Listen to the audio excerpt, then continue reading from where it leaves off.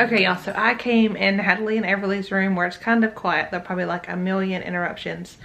But this video is pretty much just going to be an update on my 38th week of pregnancy. It's Wednesday, so I'm currently 38 weeks and 3 days today. I had my OB appointment yesterday for my checkup. And normally I would go ahead and update you the same day that I get out of the doctor. But honestly, when I got out of that doctor's office yesterday, I did not want to pick the camera up whatsoever. I just, it was different. It's not what I expected to hear. It's not how I expected the appointment to go. I left in tears, and I just had to kind of just take the day and pray and process and just get my thoughts together. So that's what I'm going to update all of you on now. So I went in yesterday for my 38-week appointment.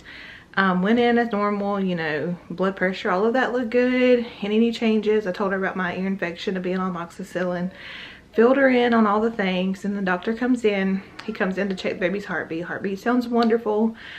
He checks measurements, didn't say anything about measurements. I'm assuming it's probably the way it's been last few weeks. And then he calls the nurse in. He's getting ready to do a cervix check to see if I've dilated from 2 centimeters last week to anything else this week. And I was like, well, hey, can you go ahead and just do a membrane strip? Because he was planning to maybe induce me the next week. So I'm like, membrane strips have worked for me and they haven't. So, I mean, it doesn't hurt to try. He's like, sure, yeah, we can do that. And while he was checking me, I noticed it was taking a little bit longer, and he was like feeling the top of my stomach. He's like, she's really still really high. He's like, I'll be right back. I'm going to go get my portable little ultrasound machine. So he goes and gets that. I'm thinking, okay, what in the world? And then he comes back, he's got his little cell phone, and it's like this cool little device. He's got a little Doppler rose on my stomach, and then he can see the baby from his cell phone on an ultrasound. He was showing it to me, which was pretty cool. So he was looking around, and he came to the very top of my stomach, about right there on the left side, held his phone up. He said, do you know what that is? I said, a head. He said, yep. So baby is breech. And I don't know, I just started crying because I'm so close to delivery. And a lot of times when babies get into a position at the end of pregnancy, it's normally like that to stay because they're comfortable and they're big and there's not much room for them to wiggle around and move back around. So I'm like, okay. I'm like, so what do we do? He's like, we've got 2 options. He's like, we can bring you in next Wednesday at 10:30 at the hospital and try to turn the baby, then break your water and deliver the baby. If we're not able to turn the baby, then we will go ahead and do a C-section. And I asked him, I'm like, what do you think safest? Should I just schedule a C-section, or should you try to turn the baby? And he's been doing this for a long time. He said in 20 years of turning babies, he's only not been able to turn 1 baby out of 20 years. So he's like, I think we'll be fine. I think I can turn her. And if not, then we just go to a C-section. So I was like, okay, we'll do that. So Wednesday, July the 28th, we will have a baby here. We are going to be at the hospital. He told me to be there that morning.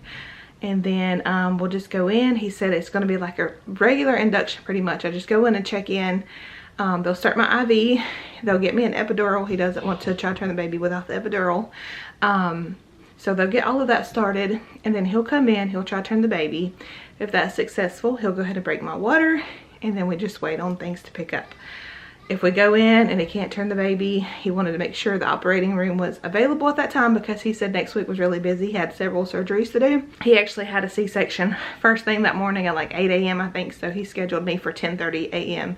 That way the OR room is open, and in case of emergency, we can go straight back and deliver the baby via C-section. So that is the plan right now. So I just took yesterday to pray, and I'm asking the Lord to turn this baby head down before any of this even happens, because I know that he is more than able. He is the one that created her, and he can most certainly turn her head down. So yes, that is what we are praying for. And one good thing is I get to go Tuesday, the day before I go to the hospital. He wants me to come in. He wants to check the baby's position just to confirm she's still breech, or to say, hey, you know what, she's turned and we don't have to do all of this. So that's what we're praying for. Praying that we go in Tuesday and that baby is head down, position, and ready to go. And we don't have to worry about trying to turn a baby or a C-section or anything like that. So that is my update on baby girl right now. I did ask him if I I was dilated anymore. He said no, I was still at a 2, which makes sense. I mean, because if she's breached, she's not putting a lot of pressure down there to really dilate my cervix anymore. So there we are. But I will say that last night after dinner, I stood up. And when I stood up, there was so much pain. Like, I literally thought I was in labor. I had to stop in my tracks. I couldn't walk through it. I was kind of like just inching one little foot at a time, trying to walk to the bedroom where it was quiet and just stand there in the pain, because it was just, she was moving a little bit, but it was so painful. I'm like, okay, is she turning? And I still don't know. It lasted for, I'd say, 5 minutes. And I thought, okay, if this comes back, I'm probably in labor. If not, then hopefully this means she's turning, because I don't remember experiencing that much pain before. I mean, it was just pain all in my stomach. So I'm wondering if baby girl was getting in position last night. Again, I don't know. I called them this morning and said, can I come in just to see if she turned? And they're like, the doctor's out today and he has surgery tomorrow. They're like, it'll be fine. Just wait till Tuesday. Come in and we'll see if she turned. So that's the plan. I just got to chill this weekend and wait for Tuesday to see if she's turned. Pray and wait.